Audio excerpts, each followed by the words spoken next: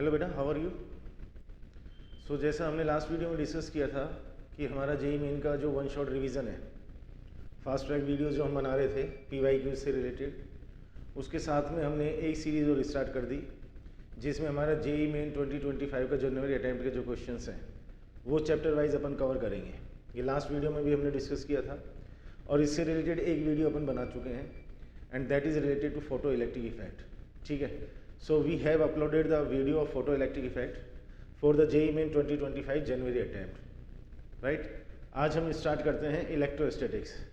जनवरी attempt में क्या क्या क्वेश्चंस इलेक्ट्रोस्टैटिक्स से रिलेटेड आए हैं, उसमें एक बात यहाँ पर ऐड कर देता हूँ कि इसमें इलेक्ट्रोस्टैटिक्स में हम कैपेसिटर को भी इंक्लूड करके चल रहे हैं। ठीक है, तो इसमें पूरा इलेक्ट्रोस्टैटिक्स इंक्लूडिंग कैपेसिटर, उससे रिलेटेड अपन को क्वेश्चंस मिलेंगे। अच्छे खासे क्वेश्चंस आए हैं, total number of questions is 25। So 25 questions आए तो आप समझ सकते हैं कि कितना अच्छा वेटेज है, मतलब फ्रीक्वेंसी का आइडिया लगा सकते हैं कि इलेक्ट्रोस्टैटिक्स के क्वेश्चंस की क्या फ्रीक्वेंसी रही है। ठीक है, so let's start with the first question. First question क्या कह रहा है, एक second. First question, for a show dipole placed at origin the dipole moment P is along x axis. एक डाइपोल है जो एक्स एक्सिस के अलोंग रखा हुआ है, तो उसका dipole moment that is directed towards the X axis as shown in the figure. If the electric potential and electric field at A R V0 and E0। A point पर अगर हम electric potential और electric field के लिए बात करते हैं तो उनकी वैल्यूज V0 और E0 है respectively. Then the correct combination of the electric potential and electric field respectively at point B on the Y axis is given by. अब Y एक्सिस पर अगर हम B पॉइंट कंसीडर कर रहे हैं तो उस पर इलेक्ट्रिक पोटेंशियल और इलेक्ट्रिक फील्ड की वैल्यू क्या होगी। ठीक है, मैं क्वेश्चन को एक बार समराइज करके अपनी लैंग्वेज में एक्सप्लेन कर देता हूँ कि मेरे पास में एक इलेक्ट्रिक डाइपोल है जिसको मैंने एक्स एक्सिस पर रखा, तो उसका डाइपोल मोमेंट एक्स एक्सिस के अलोंग हो गया। अब उस डाइपोल की वजह से अगर मैं एक्स एक्सिस पर ए पॉइंट लेता हूँ तो उस ए पॉइंट पर जो पोटेंशियल और इलेक्ट्रिक फील्ड की वैल्यू है वो V0 और E0 मिली।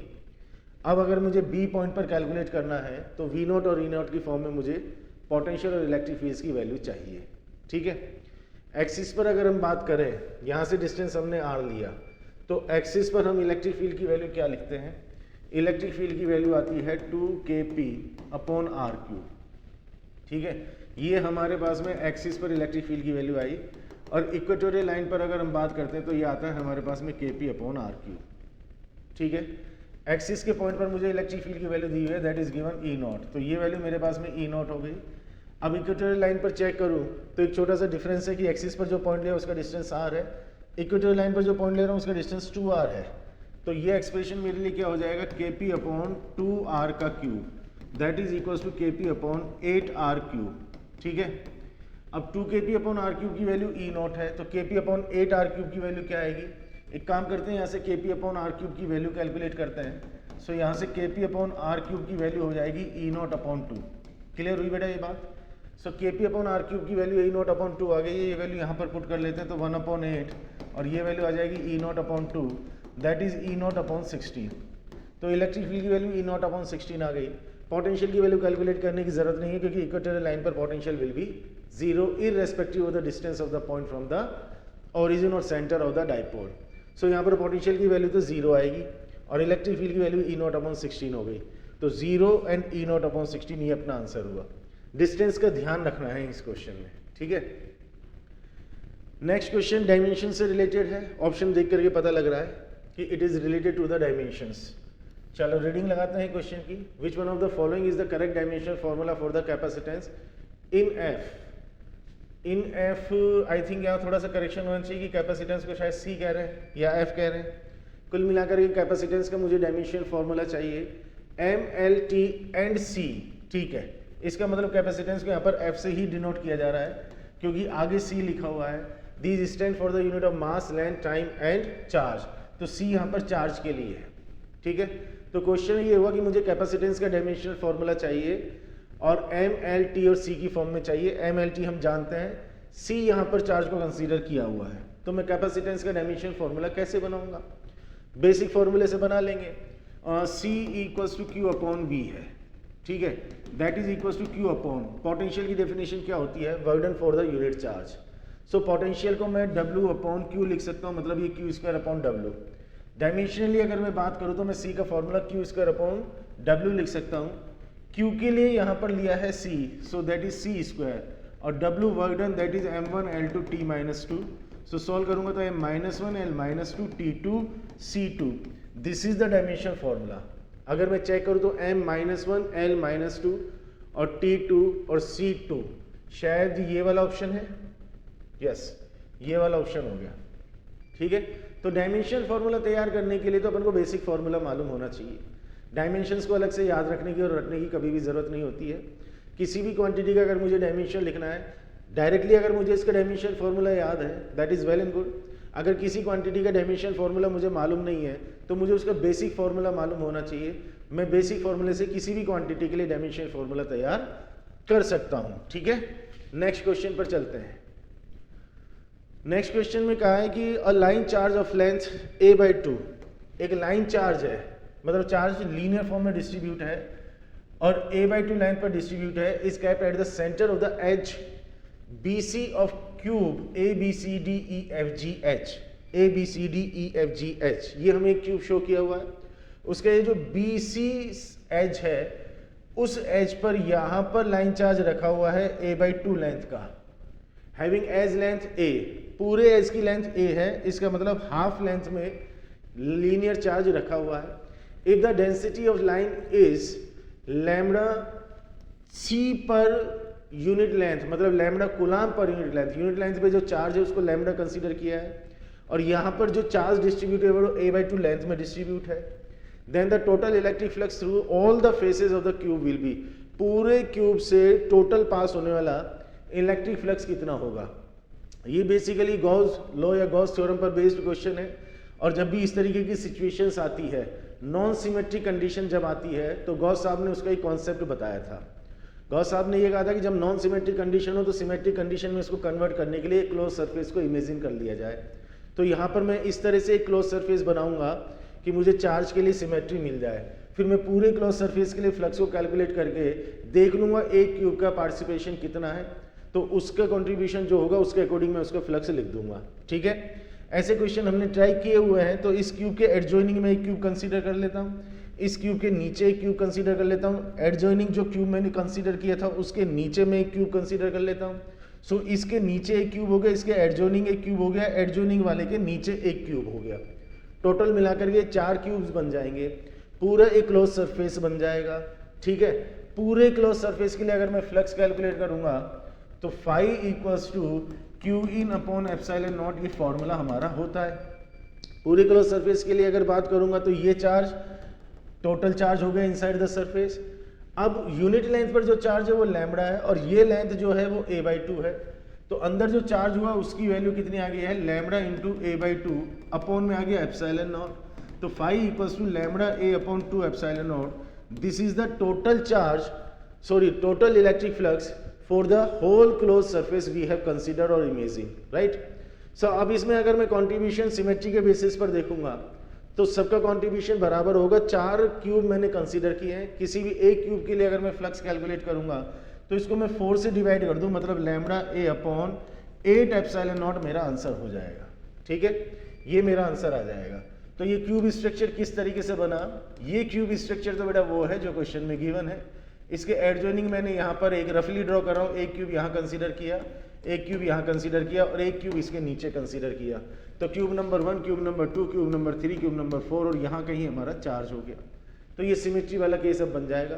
तो ये जो फ्लक्स मैंने लिखा है ये पूरे सरफेस के लिए लिखा है, चारों का कंट्रीब्यूशन बराबर है. तो किसी भी एक क्यूब के लिए अगर मैं कैलकुलेट करूंगा तो मैं उसको 4 से डिवाइड कर दूंगा. तो ये lambda a upon 8 epsilon naught हमारा आंसर आ जाएगा. ठीक है, सिंपल गॉस थ्योरम या गॉस लॉ पर based question.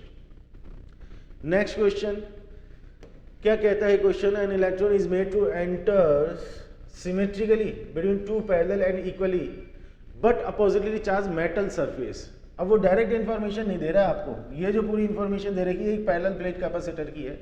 Enter symmetrically between 2 parallel and equally but oppositely charge metal plates.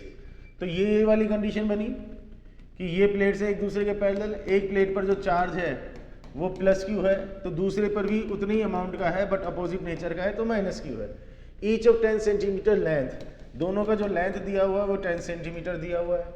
The electron emerges out of the field region between a horizontal with a horizontal component of velocity 10 raised to power 6 metre per second. Question ये कहता है कि यहाँ से एक electron enter हुआ, अब जब यहाँ से पास होगा तो यहाँ पर एक इलेक्ट्रिक फील्ड है positive to negative, so electron is passing through an uniform electric field. Electric field में से पास होगा तो इलेक्ट्रिक फील्ड की वजह से उस इलेक्ट्रॉन पर फोर्स अप्लाई होगा, फोर्स अप्लाई होने की वजह से उस पर एक्सेलरेशन आएगा और वो इलेक्ट्रॉन डाइवर्ट होकर कुछ इस तरीके का मोशन करता हुआ बाहर निकलेगा। क्वेश्चन कहता है कि जब इलेक्ट्रॉन इस कॉम्बिनेशन से या इस सिस्टम से बाहर निकल रहा है तो उसके पास में वेलोसिटी का एक horizontal component 10 raised to power 6 metre per second है। If the magnitude of the electric field between the plates is 9.1 volt पर सेंटीमीटर, वोल्ट पर सेंटीमीटर इसका मतलब ये इलेक्ट्रिक फील्ड की ही बात कर रहे होंगे। So electric field between the plates is 9.1 volt पर सेंटीमीटर। चलो जी, इलेक्ट्रिक फील्ड की वैल्यू आ गई है 9.1 वोल्ट पर सेंटीमीटर। Okay, then the vertical component of velocity of the electron. So जब इलेक्ट्रॉन बाहर निकला तो उसकी वेलोसिटी का वर्टिकल कंपोनेंट कितना है? Mass of the electron is given 9.1 into 10 raised to power -31। जानते भी हम, चार्ज भी गिवन है। ठीक है, क्वेश्चन की अप्रोच समझ लेनी क्या है। इस केस को बेटा अगर मैं ध्यान से देखूंगा तो this is the case of the projectile motion. ठीक है, हॉरिजॉन्टल प्रोजेक्टाइल मोशन का केस अगर मैं याद करूं, अगर आपको काइनेमेटिक्स का कॉन्सेप्ट याद है तो प्रोजेक्टाइल मोशन में दो तरह के केसेस आप डिस्कस करते हैं। एक तो होता है ग्राउंड टू ग्राउंड प्रोजेक्शन, जिसमें हम हॉरिजॉन्टल से किसी पर्टिकुलर एंगल पर हमारे पार्टिकल ऑब्जेक्ट जो भी है उसको प्रोजेक्ट करते हैं। उसमें सेकंड केस हमने कंसीडर किया था कि ग्राउंड से अगर किसी सर्टेन हाइट पर खड़ा होकर के हम पार्टिकल या ऑब्जेक्ट को हॉरिजॉन्टल डायरेक्शन में प्रोजेक्ट करते हैं तो वैसे पैराबोलिक पाथ में मूव करता हुआ जाता है। ऐसा ही पैराबोलिक पाथ यहाँ पर बनेगा। अब यहाँ से जब हमारा इलेक्ट्रॉन निकला तो उसकी वेलोसिटी इस डायरेक्शन में कहीं है। इस वेलोसिटी को अगर रिजॉल्व करूंगा तो दो कंपोनेंट आएंगे, एक हॉरिजॉन्टल और एक वर्टिकल। जो हॉरिजॉन्टल कंपोनेंट है मतलब Vx, that is given, that is 10 raised to power 6 metre per second. हमें इसकी वेलोसिटी का वर्टिकल कंपोनेंट कैलकुलेट करना है। ठीक है, ये इंफॉर्मेशन है और ये लेंथ 10 सेंटीमीटर है। ठीक है, अब कॉन्सेप्ट क्या कहता है कि इलेक्ट्रिक फील्ड इस डायरेक्शन में, मतलब electric field is directed towards the Y axis. इसको मैंने x कंसीडर किया है, इसको मैंने y एक्सिस कंसीडर किया है। So the electric field is directed towards the x axis, sorry y axis. अच्छा, इलेक्ट्रॉन है तो उस पर फोर्स इस डायरेक्शन में लगेगा। चार्ज पॉजिटिव होता तो इस पाथ में जाता, इलेक्ट्रॉन है नेगेटिव चार्ज है तो वो इस पाथ में जाएगा, कॉन्सेप्ट सेम रहेगा। तो चार्ज के नेचर के अकॉर्डिंग उसका डाइवर्जेंस नीचे या ऊपर की तरफ होगा, वो हम इजीली चेक कर सकते हैं। ठीक है, सो इलेक्ट्रिक फील्ड अगर y के अलोंग है तो उसकी वजह से इलेक्ट्रॉन पर जो फोर्स अप्लाई होगा that is also directed towards the y axis, तो उसमें जो एक्सेलरेशन आएगा वो भी y एक्सिस के अलोंग आएगा। इंपॉर्टेंट चीज ये है कि x के अलोंग एक्सेलरेशन की वैल्यू 0 आएगी क्योंकि x के अलोंग कोई फोर्स नहीं है। सो पहले हम x एक्सिस को डील कर लेते हैं। x एक्सिस को डील कैसे करेंगे कि x की तरफ कोई एक्सेलरेशन नहीं है। It means the velocity of electron along the x axis will remain constant. Question ने कहा कि जब इलेक्ट्रॉन बाहर निकला तो उसकी वेलोसिटी का जो हॉरिजॉन्टल कंपोनेंट है वो 10 raised to power 6 metre per second है और हॉरिजॉन्टल डायरेक्शन में वेलोसिटी चेंज हो नहीं रही है। इसका मतलब throughout the motion between the plates, throughout the motion the velocity in x direction और in horizontal direction will remain 10 raised to power 6 metre per second. Is that clear? Constant velocity है, so we can use the formula speed equals to distance upon time for the x axis. We are talking about the x axis. ठीक है, so speed is 10 raised to power 6 equals to distance is 10 centimetre, that is 10 into 10 raised to power -2 और upon में t हम calculate कर सकते हैं। So t equals to 10 raised to power -1 upon 10 raised to power 6 that is 10 raised to power -7 second. इसका मतलब electron की यहाँ से यहाँ तक की जो जर्नी है वो इतने टाइम के लिए रहेगी। इतने टाइम में ही वर्टिकल डायरेक्शन में उसका डाइवर्जन हुआ है, y एक्सिस के अलोंग डाइवर्जन हुआ है। अब y एक्सिस को डील कर लेते हैं। y एक्सिस के लिए अगर बात करें तो एक्सेलरेशन है और एक्सेलरेशन की वैल्यू आ जाएगी force upon mass. Force QE है, Q हो गया इलेक्ट्रॉन का चार्ज, E हो गया इलेक्ट्रिक फील्ड की वैल्यू, M हो गया इलेक्ट्रॉन का mass. These all values are given in the question. ये मास हो गया, इलेक्ट्रिक फील्ड की वैल्यू हमने नोट भी कर रखी है 9.1 वोल्ट पर सेंटीमीटर है, इसको हम पर मीटर में कन्वर्ट कर सकते हैं।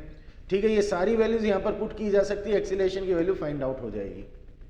ठीक है, एक्सेलरेशन की वैल्यू कांस्टेंट आ रही है तो y के अलोंग में इक्वेशन ऑफ मोशंस को अप्लाई कर सकता हूँ। इक्वेशन ऑफ मोशन को अगर मैं अप्लाई करूंगा तो मुझे तो फाइनल वेलोसिटी कैलकुलेट करनी है। Initial velocity along the y axis is 0, that is important. जो इनिशियल वेलोसिटी है वो x के अलोंग है तो y के अलोंग इनिशियल वेलोसिटी 0 है।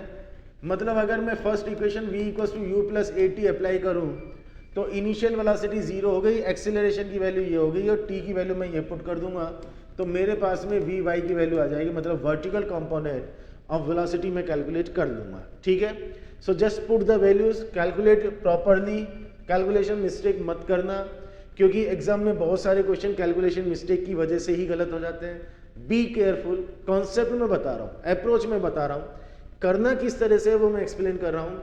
वैल्यूज को पुट करो, कैलकुलेट करो और आंसर फाइंड आउट करो।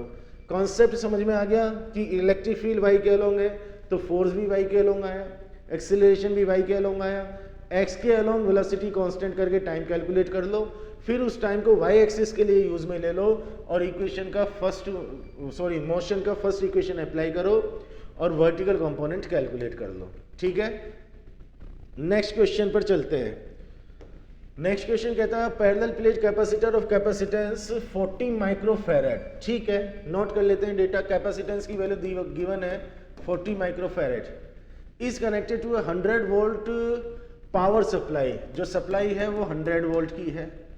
Now the intermediate space between the plates is filled with the dielectric material of the dielectric constant K = 2।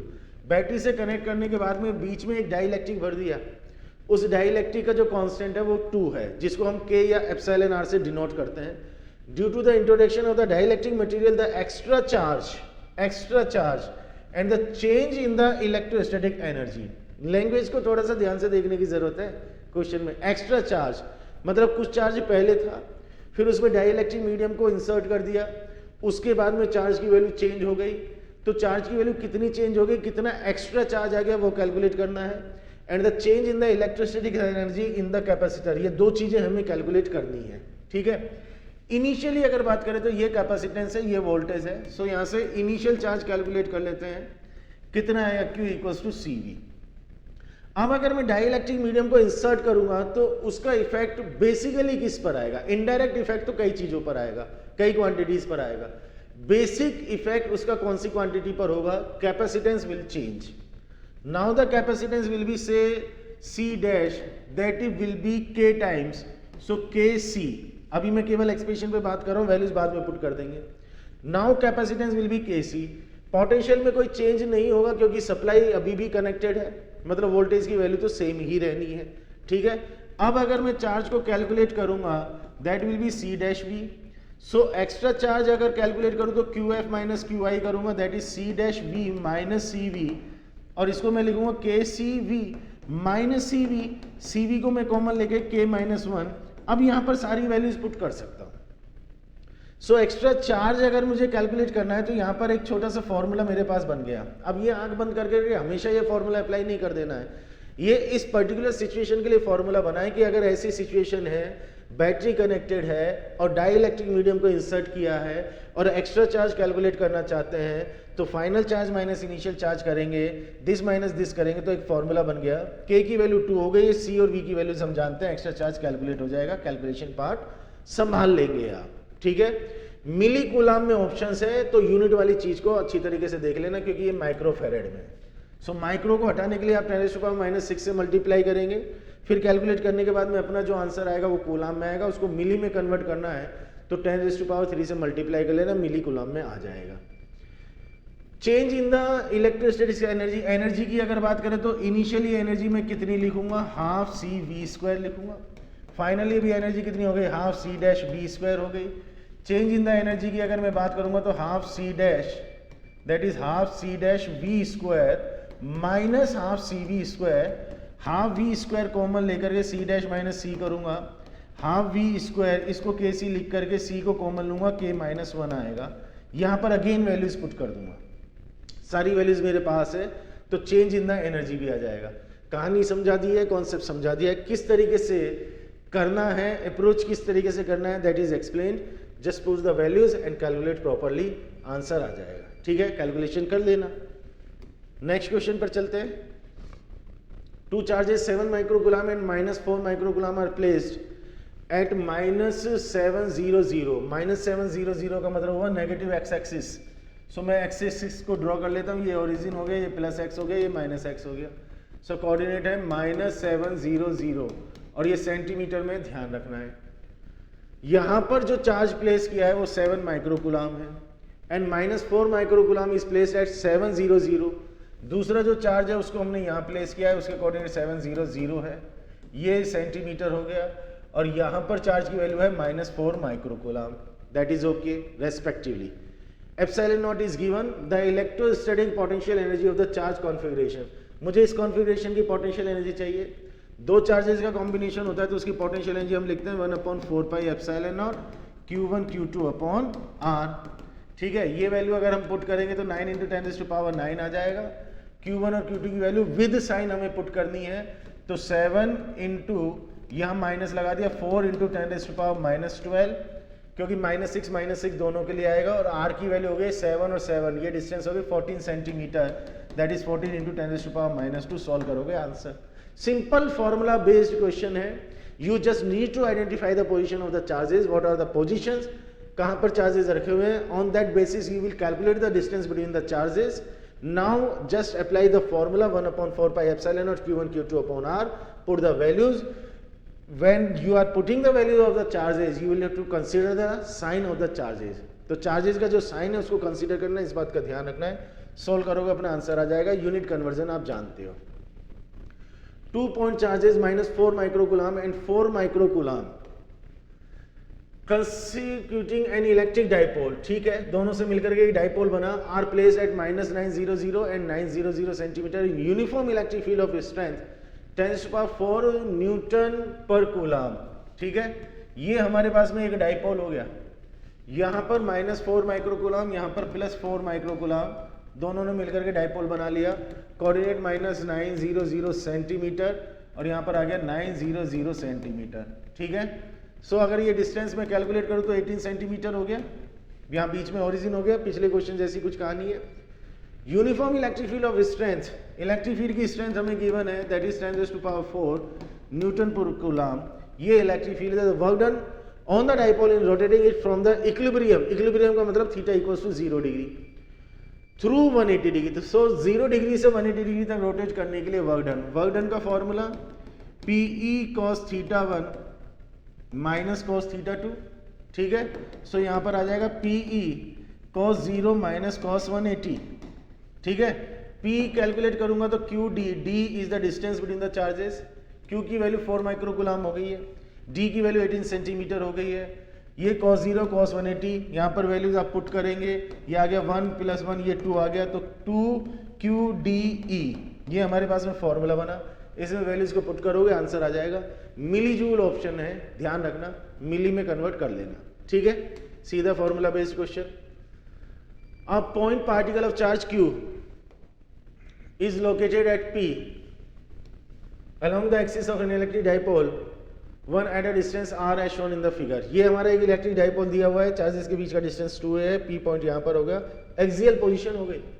The point P is also on the equatorial plane of a second electric dipole 2 at a distance R। मेरे पास में एक electric dipole और है जो यहाँ पर रखा हुआ है और P पॉइंट उसके इक्वेटोरियल लाइन पर है। सो P अगर मैं चेक करूँ तो इस डाइपोल के पॉइंट ऑफ व्यू से it is lying on the axis, and इस डाइपोल के पॉइंट ऑफ व्यू से it is lying on the equatorial line.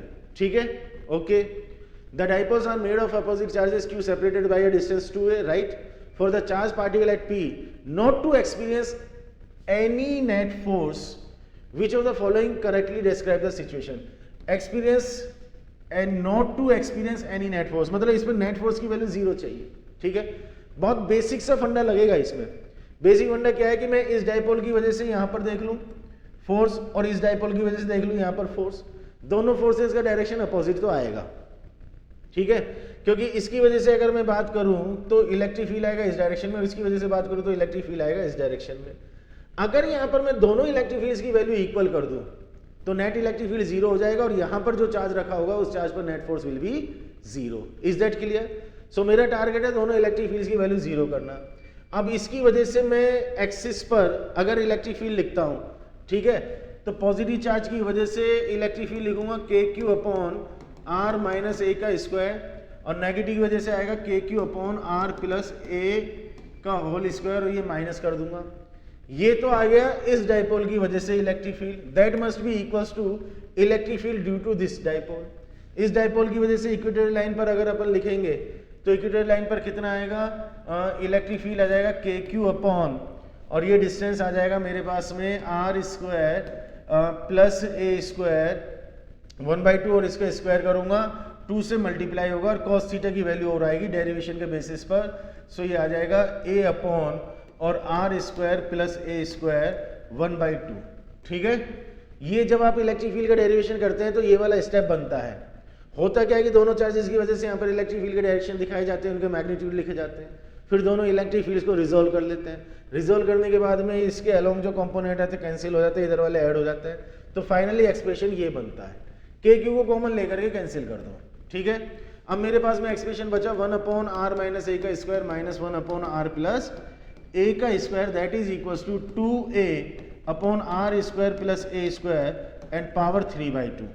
ठीक है, इसको सॉल्व करूंगा तो ये आ जाएगा 2ra, तो 4ra upon R square minus A square का होल स्क्वायर, एलसीएम लेकर के चेक कर लेना, that is equal to 2a upon R square plus A square power 3/2। A से ए कैंसिल कर सकते हैं, ठीक है, इसको 2 से कैंसिल कर दिया तो 2r, यहां से अगर मैं आर स्क्वायर को कॉमन लूं तो r की पावर 4 आएगा, 1 minus A square upon R square, और ये स्क्वायर आएगा और इक्वल्स टू 1 अपॉन, यहां से भी अगर मैं कॉमन लूं आर स्क्वायर को तो ये आर क्यूब बाहर निकलेगा, और 1 प्लस ए square upon R square 3/2। Check करते हुए चलना बेटा कैलकुलेशन को, ये आर कैंसिल हुआ, आर क्यूब आया और आर क्यूब से आर क्यूब कैंसिल हो गया। क्रॉस मल्टीप्लाई अगर करूंगा तो एक स्टेप में यहाँ लिखने की कोशिश करता हूँ, 2 को अगर मैं इससे मल्टीप्लाई कर दूंगा तो ये आ जाएगा 2, या मैं एक काम करता हूँ इसको इधर की तरफ शिफ्ट कर देता हूँ। ठीक है, that is equals to 1 minus A square upon R square का होल स्क्वायर अपॉन में 1 प्लस ए square upon R square whole power 3/2। ये हमारा रिजल्ट यहां तक का आया। Is that clear? कुछ नहीं किया हमने, एक्सेस पर इलेक्ट्रिक फील्ड लिखा है, ये आया, इक्वेटर लाइन पर इसकी वजह से लिखा है, आया, दोनों को बस सोल्व करता जा रहा हूं। ठीक है, अब जरूरी नहीं कि सोल्व करने का पैटर्न एग्जैक्टली आपका हो, अप्रोच को समझ लेना, कैलकुलेशन को संभाल लेना, तो ये चीज आ गई है। ठीक है, अब इसको अगर तुम सोल्व करने बैठे, क्योंकि ऑप्शन में दिया हुआ है a upon R nearly equals to, 3 option में नियरली इक्वल्स टू है, ये थोड़ा सा करेक्शन, ये भी नियरली इक्वल्स टू ही होना चाहिए। तो चारों ऑप्शन कहते हैं कि a upon R nearly equals to किसके आएगा। सो बेटा अगर इसको सॉल्व करने बैठोगे तो ये बहुत बड़ा मैथमेटिक्स हो जाएगा, it's going to be a very lengthy process, right. So what will have to do, cross checking थोड़ी सी लगा लेंगे कि ए अपॉन आर की ए वैल्यूज पुट करके देख लेते हैं, कौन सी वैल्यू पुट करने से नियरली इक्वल्स टू 2 आ जाता है। ए अपॉन आर की वैल्यू 20 पुट करके देख लेते हैं, नियरली इक्वल्स टू 10 पुट करके देख लेते हैं, ये पुट करके देख लेते हैं, ये पुट करके देख लेते हैं, तो जिससे नियरली इक्वल्स टू 2 आ जाएगा वो अपना आंसर है। मैंने सॉल्व करके देखा है तो a upon R nearly equals to 3 आ रहा है। आप सॉल्व करके इसको कंफर्म कर लेना, प्रोसेस आपको समझ में आ गया है। ठीक है, मैंने बोल दिया है आपको कि calculation part you will have to manage the calculation part. ठीक है, सो सॉल्व कर लेंगे, आंसर आ जाएगा। It was a very good question, अच्छा क्वेश्चन था। ठीक है, ये क्वेश्चन क्या कहता है, the electric flux is phi equals to, electric flux की वैल्यू दी हुई है, that is alpha sigma plus beta lambda. Okay, मैं भी यहाँ पर नोट कर लेता हूँ, phi equals to alpha sigma plus beta lambda. Lambda and sigma are linear and surface charge density, right. Alpha upon beta किसको रिप्रेजेंट करेगा, 4 option है, charge, electric field, displacement, area, किसको रिप्रेजेंट करेगा, अल्फा अपॉन बीटा मुझे calculate करना है। ठीक है, एक काम करते हैं, पहले अल्फा के लिए बात करते हैं। तो यूनिट डायमेंशन वाला जो चैप्टर है उसमें हम होमोजेनिटी के बारे में पढ़ते हैं कि एक इक्वेशन में मुझे जितनी भी टर्म्स मिलेंगी सारी टर्म्स के डायमेंशन सेम आएंगे। ठीक है, सो अगर ये इलेक्ट्रिक फ्लक्स है तो ये भी इलेक्ट्रिक फ्लक्स है और ये भी इलेक्ट्रिक फ्लक्स है। इसका मतलब जो अल्फा सिग्मा है उसको मैं इलेक्ट्रिक फ्लक्स मतलब ई ए के इक्वल लिख सकता हूँ, अल्फा सिग्मा इक्वल्स टू ई को मैं सिग्मा अपॉन एप्सिलॉन नॉट या सिग्मा अपॉन 2 एप्सिलॉन नॉट लिख सकता हूँ। अब यहाँ पर माइंड में एक क्वेश्चन आएगा, अगर आप सॉल्यूशन ध्यान से देखते रहेंगे, there must be a question in your mind. ठीक है, पहले आप देख लीजिए, फिर चेक करते हैं वो क्वेश्चन आपके माइंड में आता है या नहीं आता है, मैं डिस्कस करूंगा उस चीज को। तो मैंने ई को सिग्मा अपॉन एप्सिलॉन नॉट लिखा, ये सिग्मा से सिग्मा कैंसिल हुआ, तो alpha equals to a upon epsilon naught आ गया। चलो इसको रख लेते हैं अभी, alpha equals to a upon epsilon naught आया।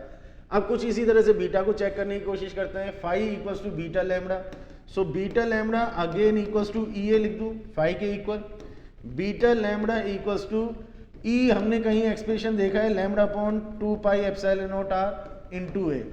क्वेश्चन आ गया होगा दिमाग में कि सर ई की वैल्यू यहाँ पर तो ये लिखी जा रही है और यहाँ पर ए लिखी जा रही है, और कुछ लोगों को आंसर समझ में भी आ रहा होगा कि ऐसा क्यों किया जा रहा है। एज पर रिक्वायरमेंट काम किया जाता है, क्योंकि इलेक्ट्रिक फील्ड के तो मेरे पास में बहुत सारे एक्सप्रेशन है, ठीक है। अब मैं कहाँ पर कौन सा एक्सप्रेशन काम में लूंगा ये सिचुएशन पर डिपेंड करेगा। यहाँ पर सिग्मा की बात है तो मैंने इलेक्ट्रिक फील्ड को सिग्मा की फॉर्म में लिख दिया, यहाँ पर लैम्बडा की बात है तो मैंने इलेक्ट्रिक फील्ड को लैम्बडा की फॉर्म में लिख दिया, लैम्बडा से लैम्बडा को मैंने कैंसिल कर दिया, तो बीटा इक्वल्स टू आ गया है a upon 2 pi epsilon naught R. Is that clear? ठीक है। अब यहां से अगर मैं अल्फा अपॉन बीटा कैलकुलेट करूंगा तो alpha upon beta equals to क्या आया, a epsilon naught 2 pi epsilon naught R upon a से कैंसिल, एप्सिलॉन नॉट कैंसिल, ये तो डायमेंशन लेस है। इसका मतलब अल्फा अपॉन बीटा आर आ गया, आर मींस डिस्टेंस या डिस्प्लेसमेंट, तो डिस्प्लेसमेंट के बराबर डायमेंशन या यूनिट आएगी, ठीक है। This is also a good question. अब ये क्वेश्चन अगर आप ध्यान से एनालिसिस करेंगे इस क्वेश्चन का, you will find this question is related to the electric field as well as unit dimensions। तो यहाँ पर इलेक्ट्रिक फील्ड की बात भी हो रही है, फ्लक्स की बात भी हो रही है, तो उसके फॉर्मूले अपने को याद होने चाहिए, और यहाँ पर यूनिट डायमेंशंस भी यूज में आ रहे हैं, ठीक है। चलो जी नेक्स्ट क्वेश्चन पे बात करते हैं।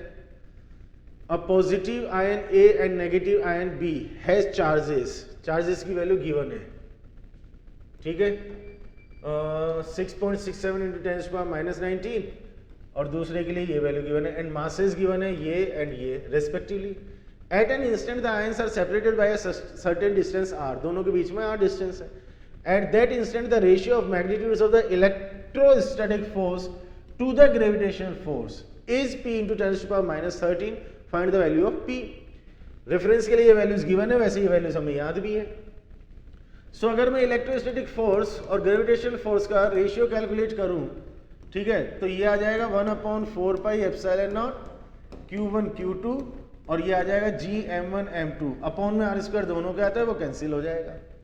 1/4 पाई एप्सिलॉन नॉट की वैल्यू पुट करूंगा तो 9 इंटू 10⁻9, Q1 एंड Q2 दोनों वैल्यूज अगर मैं पुट करूंगा तो 6.67 इंटू 9.6 इंटू 10⁻⁻29, ये -19 और माइनस का 10 अपॉन में यहाँ पर g की वैल्यू 6.67 इंटू 10⁻11, और m1 और m2 की वैल्यू अगर मैं पुट करूंगा तो मासेस है मेरे पास में 19.2 इंटू 9 इंटू 10⁻⁻54। इसको सॉल्व कर लो।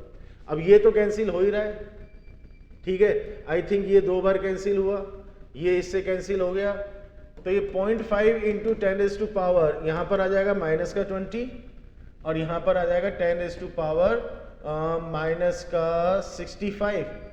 सो 0.5 इंटू 10⁻45। सर हमारा तो यार 10⁻⁻13 नहीं आएगा, ठीक है। वैसे भी रफली भी अगर मैं चेक करूँ तो मैं केवल ये वैल्यू भी अगर देखूँ 10⁻9 है, यहाँ पर पावर को चेक कर लेता हूँ मैं, माइनस का 29 बन गया, यहाँ पर माइनस का 54 आ जाएगा, माइनस का 11, सो ये दोनों पावर मिलकर के माइनस का 65, that is okay.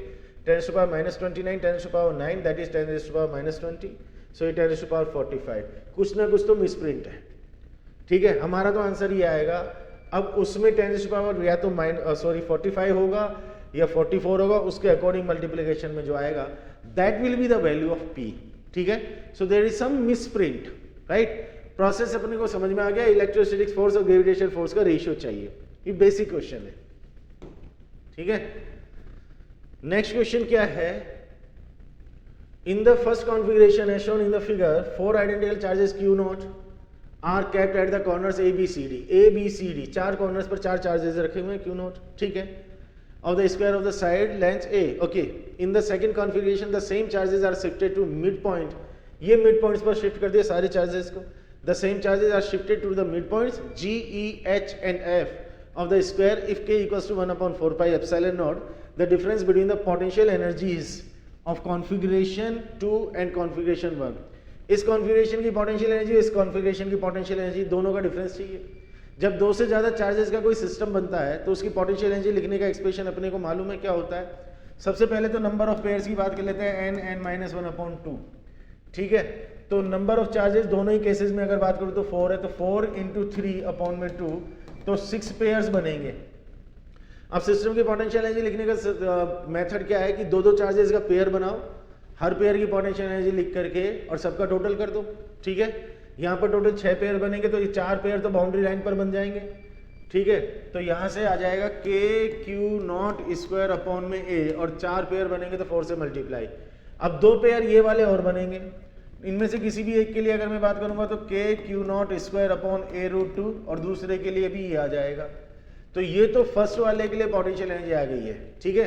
In the same way second वाले के लिए अगर मैं बात करूंगा तो अब चार्जेस के बीच का डिस्टेंस देख लो, ये डिस्टेंस a/2 है, ये डिस्टेंस a/2 है, तो ये वाला डिस्टेंस कितना आ जाएगा? अगर मैं इसको पाइथागोरस से सॉल्व करूंगा तो a²/4 और प्लस में a²/4 और under the root that is a²/2 under the root that is a/√2। So ये डिस्टेंस मेरे पास में a/√2 आ गया। एक पेयर के लिए बेटा अगर बात करूंगा तो K q not square upon में a/√2 आया, क्लियर। एक पेयर की अगर बात करें तो ऐसे 4 पेयर बनेंगे तो 4 से मल्टीप्लाई कर दिया, ठीक है। एक पेयर, 2 पेयर, 3 पेयर, 4 पेयर, ठीक है। अब एक पेयर इन दोनों का बनेगा और एक पेयर इन दोनों का बनेगा, दोनों का पोटेंशियल एनर्जी सेम आएगा। ये वाला डिस्टेंस कितना आएगा? a आएगा। तो ये पोटेंशियल एनर्जी के q not square upon a आ जाएगी। दूसरे पेयर के लिए 2 से मल्टीप्लाई कर देंगे। फर्स्ट कॉन्फ़िगरेशन में अगर बात करें तो potential energy of the system is this, for the second pair the potential energy is this, ठीक है। Difference between the potential energy of the configuration 2 and 1, 2 और 1 के लिए तो 2 में से 1 को माइनस कर देंगे, change in the potential energy आ जाएगा। कैलकुलेशन कर लेना, क्वेश्चन सॉल्व हो जाएगा, ठीक है। नेक्स्ट क्वेश्चन क्या कह रहा है? Small uncharged conducting sphere is placed in contact with an identical sphere but having 4 × 10⁻⁸ coulomb charge. मेरे पास में अनचार्ज कंडक्टिंग स्फीयर है, एक चार्ज कंडक्टिंग स्फीयर है आइडेंटिकल, मतलब दोनों का रेडियस सेम है। इस पर ऑलरेडी चार्ज 4 × 10⁻⁸ है, very good. Is placed in contact with an identical sphere, इसको इसके कॉन्टेक्ट में लाए, कॉन्टेक्ट में लाने के बाद में then remove to a distance such that the force of repulsion between them is 9 × 10⁻³ newton. इस स्फीयर को, जिस पर कोई चार्ज नहीं है, उसको आइडेंटिकल स्फीयर के में कॉन्टेक्ट में लाया। इस स्फीयर पर ऑलरेडी चार्ज 4 × 10⁻⁸ कूलम है। कॉन्टेक्ट में लाने के बाद में इसको रिमूव कर दिया। अब इस पर कोई चार्ज डेवलप होगा, यहां से चार्ज इस पर ट्रांसफर होगा, कॉन्सेप्ट काम करेगा सेम पोटेंशियल का।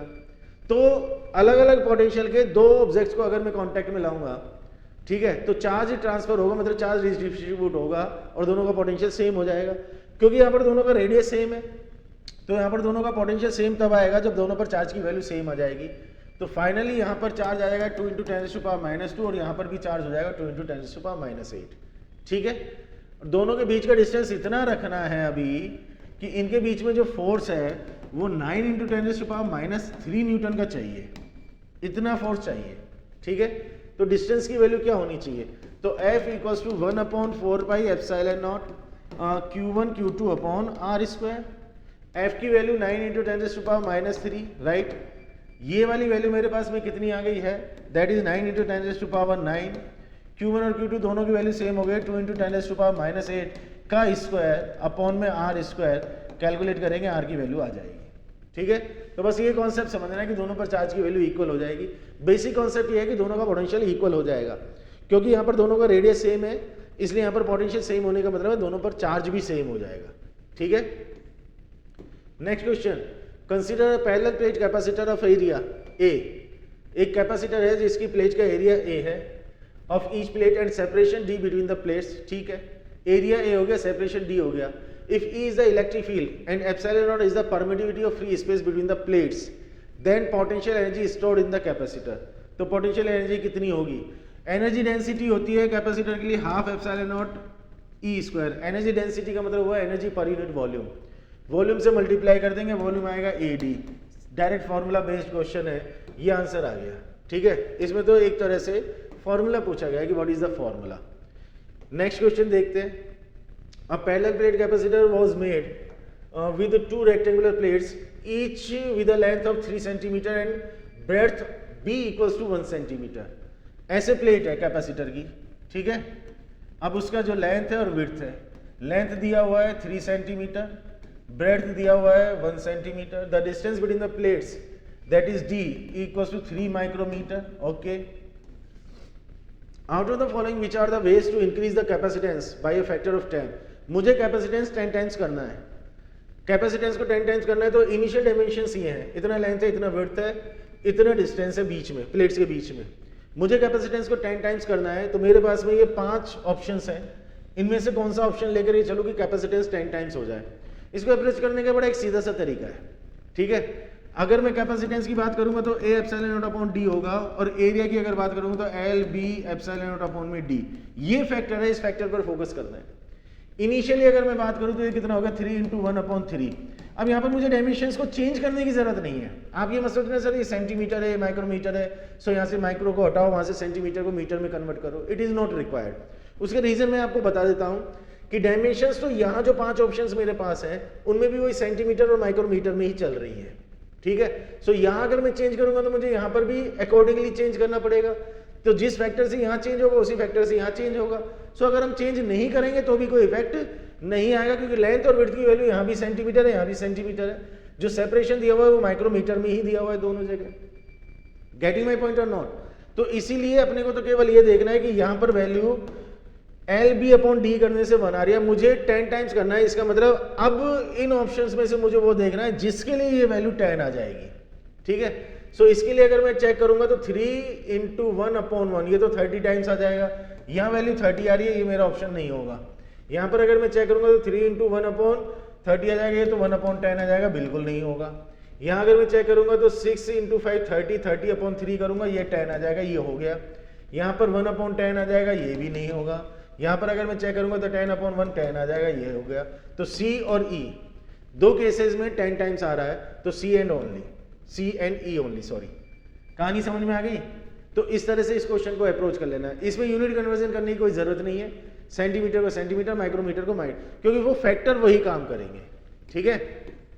चलो जी, square loop of side A = 1 metre, 1 metre side का एक स्क्वायर लूप है, very good, is held normally in front of a point charge Q = 1 coulomb, 1 coulomb के चार्ज के सामने रखा हुआ है। The flux of the electric field through the shaded region, इस शेडेड रीजन से फ्लक्स कितना पास होगा, ठीक है। अब यहाँ पर भी गॉस लॉ अप्लाई करना है, यहाँ पर भी क्लोज सरफेस बनानी है, यहाँ पर भी सिमेट्री चाहिए। तो मैंने इससे एक क्यूब इस तरीके से ड्रॉ करने की कोशिश की, और ये चार्ज ले आया मैं बिल्कुल बीच में सेंटर पर, ठीक है। मतलब हम ऐसा माने कि एक साइड में ये वॉल खड़ी हुई है, इस वॉल के सामने एक वॉल खड़ी कर देंगे, एक वॉल इधर खड़ी कर देंगे, एक वॉल इधर खड़ी कर देंगे, ऊपर टॉप पे ये सरफेस लगा देंगे, बॉटम पर ये सरफेस लगा देंगे, एक क्यूब बन जाएगा, चार्ज सेंटर पर आ जाएगा। इमेजिन कर लिया।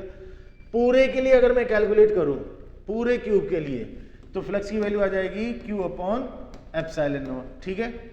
अब किसी भी एक फेस के लिए अगर बात करेंगे, 6 फेसेस बन गए टोटल, किसी भी एक फेस के लिए अगर बात करेंगे तो वैल्यू आ जाएगी Q/6ε0, ठीक है। ध्यान से समझना है, किसी भी एक फेस के लिए अगर मैं कैलकुलेट करूंगा तो फ्लक्स की वैल्यू Q/6ε0 आ गई है। अब इस फेस के लिए अगर मैं पूरे फेस के लिए कैलकुलेट करता हूं तो Q/6ε0 है।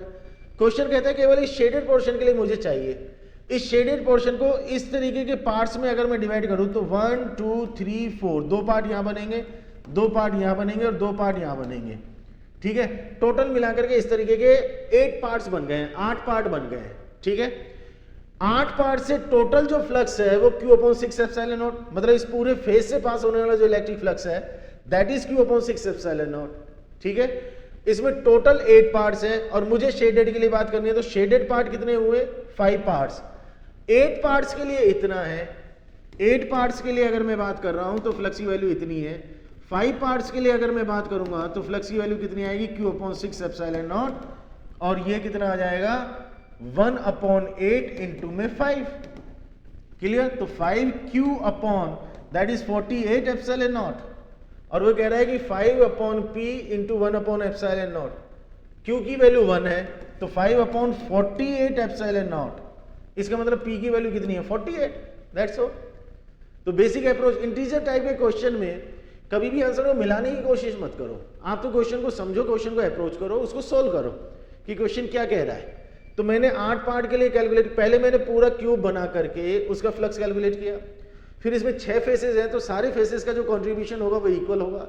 तो किसी भी एक फेस के लिए अगर मैं बात करूंगा तो Q/6ε0 आएगा, उसमें उस फेज को मैंने ऐसे 8 पार्ट्स में डिवाइड कर दिया, 5 पार्ट के लिए मुझे कैलकुलेट करना है, तो 8 पार्ट्स के लिए वैल्यू ये आ गई है, 1 के लिए अपॉन में 8 आ जाएगा, 5 पार्ट्स के लिए अगर कैलकुलेट करूंगा तो इनटू में 5 आ जाएगा, सॉल्व करूंगा तो मेरा आंसर आ जाएगा। क्लियर हो गई कहानी? ठीक है, चलो next question.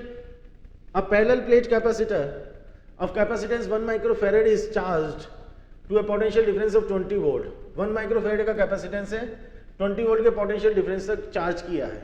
The distance between the plates is 1 micrometre. The energy density between the plates, energy density अभी थोड़ी देर पहले भी बात की थी, half epsilon naught E square, half epsilon naught. अब ये जो ई है, इस ई को मैं लिख सकता हूं V upon D, potential difference upon distance. Distance given है 1 माइक्रोमीटर, वी की वैल्यू कहां से आएगी? वी की वैल्यू 20 वोल्ट दी हुई है, ठीक है। सो यहां पर वैल्यूज पुट करूंगा तो 1/2, एप्सिलॉन नॉट की वैल्यू गिवन नहीं है, मैंने अपनी तरफ से नोट किया 8.85 × 10⁻⁻12, potential is 20, distance is 10⁻⁻6 metre में चेंज कर दिया, स्क्वायर किया, सॉल्व किया, आंसर आ जाएगा, ठीक है। बिल्कुल बेसिक फॉर्मूला बेस्ड क्वेश्चन है। चलो जी, an electric dipole of dipole moment 6 × 10⁻⁻6 coulomb metre is placed in uniform electric field of magnitude 10⁻6 volt per meter। Okay, ये मुझे इलेक्ट्रिक डाइपोल के लिए डाइपोल मोमेंट गिवन है, कितना गिवन है? 6 × 10⁻⁻6 coulomb metre. Very good. Placed in uniform electric field of magnitude 10⁻6 volt per metre, electric field की value given है 10⁻6 volt per metre, ठीक है बेटा। Initially the dipole moment is parallel to the electric field, initially जो dipole moment है वो electric field के parallel है। The work that needs to be done on the dipole to make its dipole moment opposite to the field, initially वो उसके along है, इसका मतलब थीटा की वैल्यू 0 डिग्री है, और उसको अपोजिट बनाना है, इसका मतलब थीटा की वैल्यू 180 डिग्री करनी है, उसके लिए वर्क कैलकुलेट करना है। अभी थोड़ी देर पहले भी ऐसा क्वेश्चन आया था कि W = PE cos θ1 - cos θ2। सो θ1 की वैल्यू 0 है, θ2 की वैल्यू 180 है, सो W = 6 × 10⁻⁻6 × 10⁻6 cos 0 - cos 180, इसमें कैलकुलेट कर लो, आंसर आ जाएगा। सीधा सीधा सा फॉर्मूला है, ठीक है। तो वर्क डन का क्वेश्चन 2 बार आ चुका है, ध्यान रखना इस चीज को। ये जो चीजें मैं डिस्कस कर रहा हूं ये आपके अप्रैल वाले अटेम्प्ट में आपकी हेल्प करेंगी, इसलिए मैं ये सारे क्वेश्चंस ले रहा हूं। जनवरी अटेम्प्ट के सारे क्वेश्चंस आ गए इसमें। 2 capacitor C1 and C2 are connected in parallel to a battery. Parallel में अगर 2 कैपेसिटर को मैंने कनेक्ट किया, जैसे ये 2 कैपेसिटर मैंने ले लिए हैं और उनका कैपेसिटेंस है C1 और C2, और मान लो मैंने V वोल्ट की बैटरी से कनेक्ट कर दिया, ठीक है, तो दोनों के लिए V की वैल्यू सेम आ जाएगी इस स्टडी कंडीशन में। Charge time graph is shown below for the 2 capacitor, charge और टाइम का ग्राफ दे रखा है। The energy stored with them is U1 and U2, उनमें जो एनर्जी स्टोर हो रही है वो U1 और U2 है respectively. Which of the given statement is true? अब पता लगाना है कौन कम है कौन ज्यादा है। कंपैरिजन हो रहा है 2 चीजों का, कैपेसिटेंस का और एनर्जी का। पहले कैपेसिटेंस वाले पार्ट पर बात करते हैं। ग्राफ को थोड़ा सा ध्यान से स्टडी करना है बेटा। ये जो C1 है, ये जो ग्राफ है ये C1 का है, और ये जो ग्राफ है ये C2 का है। स्टेडी स्टेट की अगर मैं बात करूं, स्टेडी स्टेट मतलब when the capacitor will be fully charged, क्योंकि कैपेसिटर को जब मैं किसी भी बैटरी से कनेक्ट करूंगा तो उस पर धीरे धीरे चार्ज सप्लाई होता रहेगा और उसमें चार्ज एक्यूमुलेट होता रहेगा, तो चार्ज की वैल्यू धीरे धीरे बढ़ती रहेगी। Finally the capacitor will be fully charge, that will be the state of steady condition, right. यहां अगर मैं देखूं तो C1 के लिए ये आ रही है वैल्यू और C2 के लिए ये आ रही है वैल्यू, मतलब Q2 is greater than Q1, और V की वैल्यू दोनों के लिए सेम है, और मैं जानता हूं Q = CV होता है। सो अगर Q2 Q1 से ज्यादा है और V की वैल्यू दोनों के लिए सेम है तो C2 ग्रेटर देन C1 आएगा। क्लियर? V की वैल्यू दोनों के लिए सेम हो गई, Q2 ग्रेटर देन Q1 यहां से मिला तो C2 ग्रेटर देन C1 हो गया। एक बात एनर्जी की अगर बात करें, क्योंकि दोनों के लिए V सेम है, अगर V सेम है तो मैं एनर्जी का कौन सा फॉर्मूला अप्लाई कर दूं? हाफ CV² वाला, क्योंकि V सेम है तो मैंने एनर्जी लिखी हाफ CV²। अब V दोनों के लिए सेम है तो जिसके लिए C की वैल्यू ज्यादा उसके लिए U की वैल्यू ज्यादा। C2 ग्रेटर देन C1 है तो U2 ग्रेटर देन U1 आएगा। Is that clear? तो C2 greater than C1, U2 greater than U1। Option check कर लेते हैं, C2 greater than C1, U2 greater than U1, ये ऑप्शन आ गया अपना, ठीक है। तो ग्राफ वाली चीज को समझ लेना ध्यान से, ठीक है। नेक्स्ट क्वेश्चन, ये बहुत ही अच्छा क्वेश्चन है, ठीक है। मतलब कई स्टूडेंट्स ने मेरे से अलग से ये क्वेश्चन पूछा है कि सर पर्टिकुलर इस क्वेश्चन के बारे में बताओ कि ये क्वेश्चन कैसे सॉल्व होगा। इस क्वेश्चन को देख लेते हैं ध्यान से। 3 infinitely long wires with line charge density lambda are placed along the x axis, y axis and z axis respectively.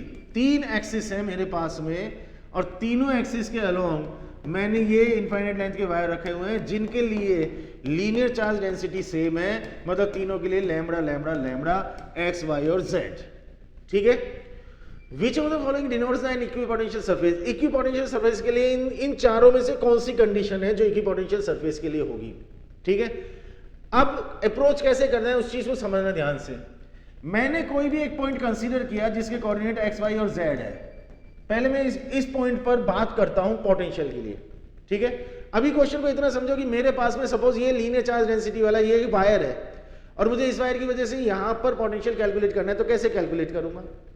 मुझे लीनियर चार्ज की वजह से किसी भी पॉइंट पर इलेक्ट्रिक फील्ड का एक्सप्रेशन मालूम है. इलेक्ट्रिक फील्ड से पोटेंशियल कैसे कैलकुलेट होगा?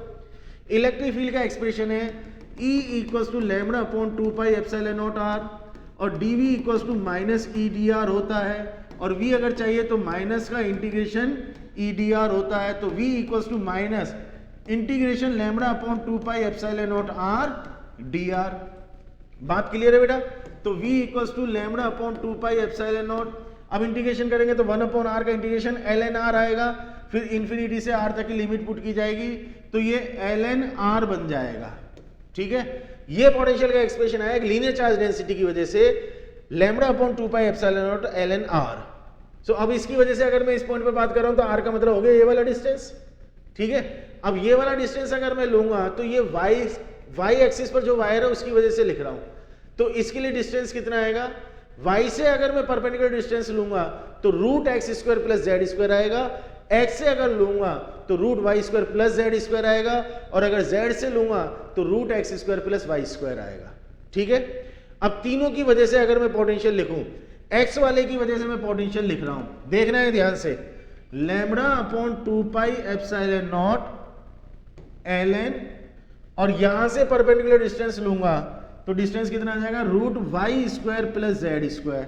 ठीक है. इसी तरह से वी वाई की अगर बात करूंगा तो lambda upon 2 pi epsilon naught और ये आ जाएगा ln रूट, ये आ जाएगा X square plus Z square.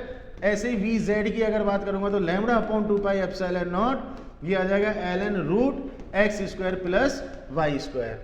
बात यहां तक की क्लियर है बेटा? एक बार इसको देख लेना. इसके लिए एक स्लाइड और मैं इंसर्ट करूंगा, फिर उस पर आगे डिस्कशन करेंगे. अभी यहां पर स्पेस नहीं है. तो मैंने किया क्या? मैंने एक वायर की वजह से इलेक्ट्रिक फील्ड लिख करके पहले उसकी वजह से पोटेंशियल का एक्सप्रेशन लिखा, फिर मैंने ये पोटेंशियल का एक्सप्रेशन तीनों वायर्स के लिए इंडिविजुअली काम में लिया. तो एक्स पर जो वायर है उसकी वजह से पोटेंशियल इतना आया. जब मैं यहां इसकी वजह से पोटेंशियल लिखने की बात करूंगा और परपेंडिकुलर डिस्टेंस लूंगा तो एक्स से परपेंडिकुलर डिस्टेंस आएगा root Y square plus Z square. ऐसे वाई के लिए बात करूंगा तो ये आएगा और जेड के लिए अगर बात करूंगा तो ये आएगा. याद रखने का तरीका बड़ा सिंपल सा कि x की अगर बात करो तो x मत लिखो, y की बात करो तो y मत लिखो और z की बात करो तो z मत लिखो. यहां तक की बात हो गई अपनी क्लियर. ठीक है. अब इसके आगे की क्या कहानी है? नेट पोटेंशियल चाहिए तो सबको ऐड करूंगा. चलो अब मैं आगे बढ़ता हूं. ठीक है. ऑप्शन मेरे पास में नहीं आ रहा, एक सेकेंड. तो उसी स्लाइड पर हम एक बार पीछे चलते हैं. ठीक है. अब इसी स्लाइड पर अगर अपन बात कर ले तो हमारे पास में नेट पोटेंशियल कितना आ जाएगा? नेट पोटेंशियल आ जाएगा V equals to V X plus V Y plus V Z. तो V इक्वल्स टू, ठीक है, ये आया था हमारे पास में lambda upon 2 pi epsilon naught और ln रूट में Y square plus Z square. ठीक है. प्लस में दूसरे के लिए लिखूंगा तो ये lambda upon 2 pi epsilon naught common आ जाएगा. तो प्लस में ln root x square plus Y square plus में ln root x square plus Z square. सही बात है. तो v equals to lambda upon 2 pi epsilon naught. अब लॉग में प्रॉपर्टी है कि प्लस आ रहा है तो सबको मल्टीप्लाई कर सकते हैं. Log a plus B equals to log a into B. तो इनको सबको मल्टीप्लाई कर दूंगा तो root x square plus Y square root Y square plus Z square root Z square plus X square. ये आ गया. अब यहां पर पावर हाफ, यहां पर पावर हाफ, यहां पर पावर हाफ. तो मैं लिख दूंगा lambda upon 2 pi epsilon naught. ठीक है. और ये आ जाएगा ln X square plus Y square plus Z square plus X square. सबकी कॉमन पावर हाफ और हाफ को आगे ले सकते हैं क्योंकि लॉग में अगर पावर आती है तो उसको आगे लिया जा सकता है. तो ये 1/2 यहां ले लिया. ठीक है, कुल मिलाकर के V का ये एक्सप्रेशन बना। अब इससे आगे कॉमन सेंस लगाना है, मैथ्स का काम यहां खत्म हो गया। मुझे तीनों वायर की वजह से P पॉइंट पर जो पोटेंशियल मिला वो ये मिला। अगर मुझे इक्विपोटेंशियल सरफेस की बात करनी है तो मुझे ऐसे पॉइंट्स को आइडेंटिफाई करना है जिन सारे पॉइंट्स पर पोटेंशियल की वैल्यू सेम आएगी। ठीक है, इसका मतलब मुझे ये पोटेंशियल कांस्टेंट चाहिए। मुझे अगर ये पोटेंशियल कांस्टेंट चाहिए तो ये तो कांस्टेंट है ही। इसका मतलब अगर ये कहानी कांस्टेंट हो जाए तो ये पूरा कांस्टेंट बन जाए, मतलब पोटेंशियल कांस्टेंट आ जाए, तो ऐसे जितने भी पॉइंट्स होंगे सारे पॉइंट्स के पोटेंशियल की वैल्यू सेम हो जाएगी। और ऐसे सारे पॉइंट्स को अगर मैं ज्वाइन कर दूंगा तो अपने आप में एक इक्विपोटेंशियल सरफेस बन जाएगी। तो इक्विपोटेंशियल सरफेस के लिए this must be constant. It means the third option is the answer. It's a very conceptual and very good question. ठीक है, इसको बहुत अच्छी तरीके से देखना है, समझना है और चेक कर लेना बेटा इस चीज को। ठीक है, चलो नेक्स्ट क्वेश्चन पे बात करते हैं। नेक्स्ट क्वेश्चन क्या कह रहा है भाई? N electric dipole is placed at a distance of 2 centimetre. एक काम करें, 1 minute, now it is okay. N electric dipole is placed at a distance of 2 centimeter from an infinite plane sheet having positive charge density sigma naught. Positive charge density is पर sigma naught. Choose the correct option from the following. चारों में से सही option. पहले तो इस case को study कर लेता हूं ढंग से, फिगर को समझ लेता हूं ढंग से कि क्वेश्चन क्या कहना चाह रहा है कि मेरे पास में एक इनफाइनाइट एक्सटेंट की शीट है जिस पे चार्ज डेंसिटी सिग्मा है, तो उसकी वजह से इलेक्ट्रिक फील्ड आसपास के सारे पॉइंट्स पर सेम आता है, मतलब इलेक्ट्रिक फील्ड डिस्टेंस पर डिपेंड नहीं करता है। इसका मतलब जहां ये इलेक्ट्रिक डाइपोल रखा हुआ है वहां पर एक यूनिफॉर्म इलेक्ट्रिक फील्ड इस चार्ज डेंसिटी की वजह से आएगा। क्योंकि ये चार्ज पॉजिटिव है इसलिए इसकी वजह से इलेक्ट्रिक फील्ड इस डायरेक्शन में आएगा। तो मैं ये कह सकता हूं कि electric dipole is placed in uniform electric field. Right, चलो जी, choose the correct option from the following. अब कहानी यहां से देखना कि डाइपोल यूनिफॉर्म इलेक्ट्रिक फील्ड में रखा है और 0 डिग्री के एंगल पर रखा है। ठीक है, torque on the dipole is 0, बिल्कुल सही बात है। And net force is directed away from the sheet, गलत बात है, क्योंकि यूनिफॉर्म इलेक्ट्रिक फील्ड में अगर डाइपोल को रखते हैं तो उस पर नेट फोर्स हमेशा 0 आता है। फर्स्ट ऑप्शन नेट फोर्स 0 नहीं बता रहे तो फर्स्ट ऑप्शन को छोड़ा। टॉर्क ऑन डाइपोल इज 0, सही है। And net force act towards the sheet, फिर गलत हो गया। Potential energy of the dipole is minimum and torque is 0, torque तो 0 है। पोटेंशियल एनर्जी चेक करेंगे तो पोटेंशियल एनर्जी का एक्सप्रेशन है -P cos थीटा। थीटा की वैल्यू 0 है तो u की वैल्यू मिनिमम आएगी, that is -PE। Theta equals to 0 degree पर मिनिमम होती है, थीटा इक्वल्स टू 180 डिग्री पर मैक्सिमम होती है, that is equals to PE। तो 0 डिग्री वाला केस है, इसका मतलब potential energy of the dipole is minimum, torque is 0। ये बात तो सही है, तो बाकी की सारी बातें तो वैसे ही गलत हो गई, तो थर्ड ऑप्शन सही निकला। ठीक है, चलो भाई नेक्स्ट क्वेश्चन देख लेते हैं। A point charge causes an electric flux of -2 × 10⁴ Newton meter square per coulomb to pass through a spherical Gaussian surface of 8 centimeter radius। ठीक है, 8 सेंटीमीटर रेडियस की Gaussian surface है, centered on the charge। The value of the point charge, तो point charge की value कितनी होगी? Flux की value दे रखी है, सीधा सा formula phi equals to q in upon epsilon not irrespective of the radius. ये रेडियस जनरली जो क्वेश्चंस में दी जाते हैं ये मोस्टली है ना कंफ्यूज करने के लिए दिए जाते हैं, जबकि रेडियस का और साइज का और शेप का कोई भी इफेक्ट नहीं पड़ता। मुझे क्यू इन कैलकुलेट करना है तो Q in equals to phi into epsilon naught. अच्छा, फाई की वैल्यू कितनी दी हुई है? -2 × 10⁴। ठीक है, एप्सिलॉन नॉट की वैल्यू 8.85 × 10⁻12। बिल्कुल ही बच्चा सवाल निकला है, तो माइनस का 17.7 × 10⁻⁻8। ये आगे बेटा नेगेटिव आएगा, बस ये ध्यान रखना, नेगेटिव पॉजिटिव की जैसे ही गड़बड़ होगी कैलकुलेशन तो आप कर लोगे, मल्टीप्लाई तो करना है, लेकिन चार्ज नेगेटिव है इसलिए फाई की वैल्यू नेगेटिव है, फाई नेगेटिव है तो क्यू की वैल्यू नेगेटिव आएगी, तो ये आंसर आएगा अपना। ठीक है, चलो भाई नेक्स्ट क्वेश्चन क्या कह रहा है? Capacitor C1 = 6 microfarad. ठीक है, C1 का कैपेसिटेंस 6 माइक्रोफैराड है, इसका कैपेसिटेंस, ठीक है, ये 6 माइक्रोफैराड है, बहुत बढ़िया। इस charge to a potential difference of V0 = 5 volt, उसको 5 वोल्ट तक के पोटेंशियल तक हमने चार्ज किया है, 5 वोल्ट की बैटरी काम में लेकर के। द बैटरी इज रिमूव्ड, मैं ये डेटा यहाँ पर भी लिख लेता हूँ। कैपेसिटेंस 6 माइक्रोफैराड है, उसका जो पोटेंशियल है V1 उसको मान लिया 5 volt. The battery is removed, battery हटा दी है। Another capacitor C2 equals to 12 microfarad is inserted in place of the battery. अब बैटरी की जगह मैंने दूसरा कैपेसिटर लगा दिया और उसका कैपेसिटेंस है 12 माइक्रोफैराड।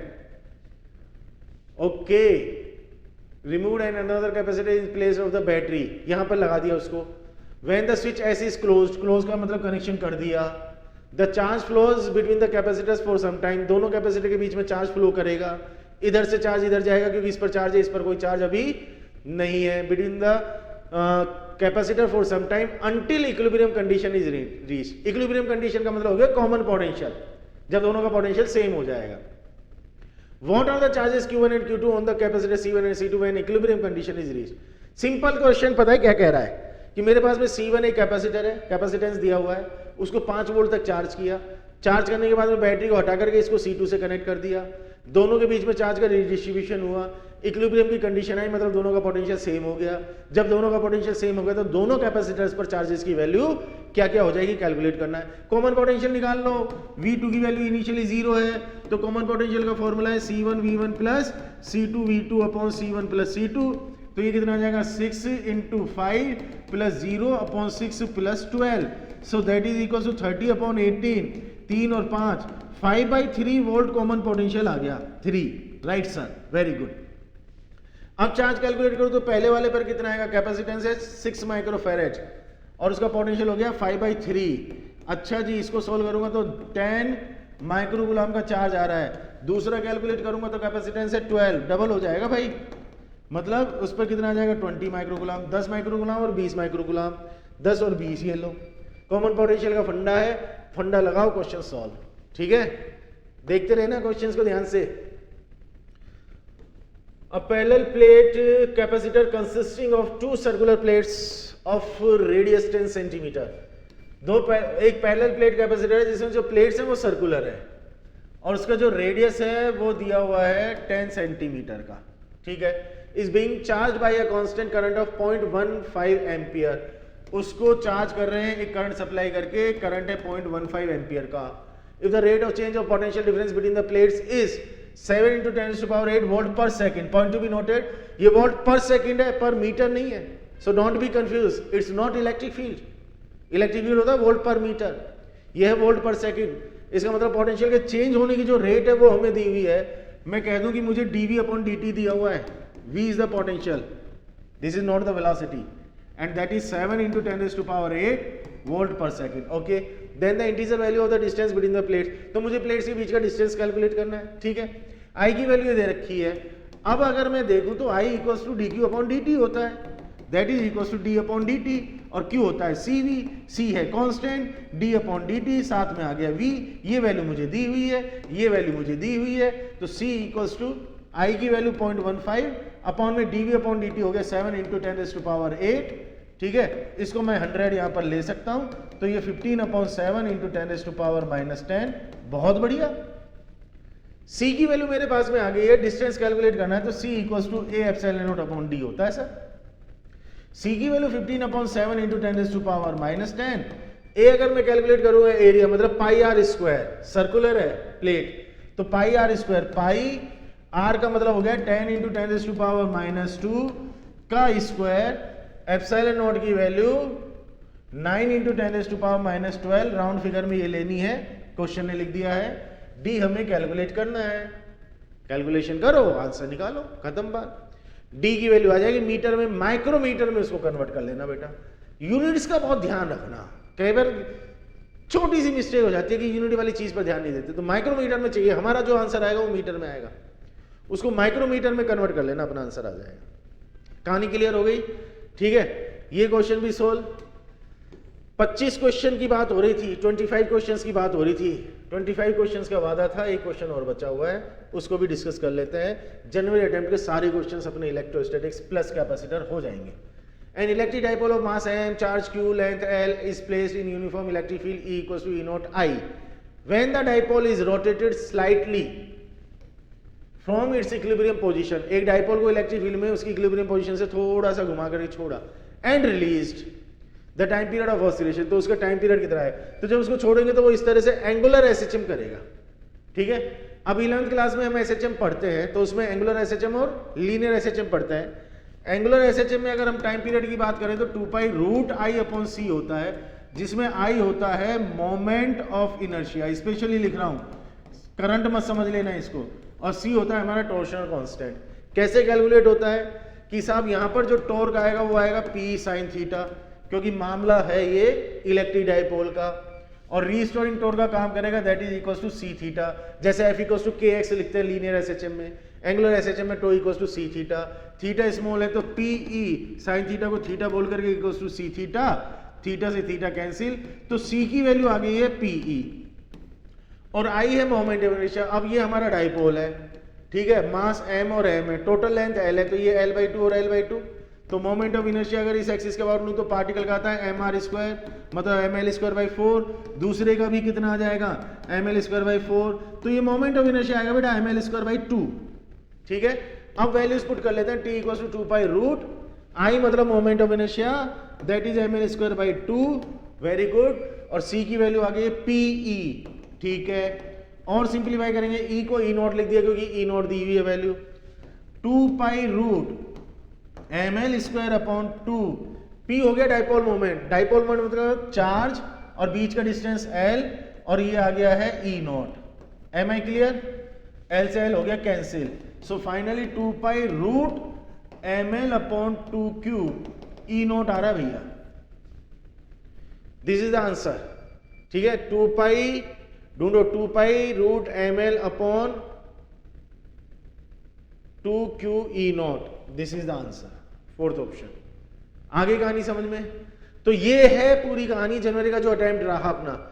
जनवरी के अटेम्प्ट में इलेक्ट्रोस्टैटिक्स इंक्लूडिंग कैपेसिटर जो क्वेश्चंस बने वो सारे क्वेश्चंस अपन ने डिस्कस किए हैं, गो थ्रू हो जाना अच्छी तरह से, आपको एक एग्जैक्ट आइडिया लग जाएगा, थोड़ा सा मतलब हेल्प रहेगी आपको कि अप्रैल के अटेम्प्ट में कैसे कैसे क्वेश्चन यहां से बन सकते हैं। ये तो कंफर्म हो गया कि इलेक्ट्रोस्टैटिक्स और कैपेसिटर में से क्वेश्चन बनेगा, ठीक है। अब जनवरी में इस तरीके के क्वेश्चंस बने हैं तो आपको एक आइडिया तो लग ही जाएगा, इन क्वेश्चंस को सोल्व करोगे तो तुम्हारा रिवीजन भी हो जाएगा, ठीक है। नेक्स्ट वीडियो पे बात करेंगे नेक्स्ट लेक्चर में, ठीक है। इसके साथ में मैं इसका लिंक शेयर कर दूंगा जो PYQs इलेक्ट्रोस्टैटिक्स के अपलोड किए हुए थे, ठीक है, इसके साथ में उसको भी शेयर कर दूंगा, जिससे इलेक्ट्रोस्टैटिक्स के PYQ और जनवरी के अटेम्प्ट में जो इलेक्ट्रोस्टैटिक्स के क्वेश्चन आए हैं वो सारे के सारे तो आप एक साथ देख सकते हो। तो PYQs में कैसे क्वेश्चन बने, जनवरी के अटेम्प्ट में क्वेश्चन कैसे बने, देखना इजी रहेगा, असेसमेंट करना आसान रहेगा, इसलिए मैं उसको भी शेयर कर दूंगा, देख लेना, समझ लेना। कोई भी डाउट है, कोई भी प्रॉब्लम है, आप मेरे से डिस्कस कर सकते हैं, कमेंट बॉक्स में आप डाल दीजिएगा, कोई भी डाउट है वी विल डिस्कस, ठीक है। नेक्स्ट वीडियो में फिर मिलते हैं, तब तक के लिए thank you very much, see you again, bye.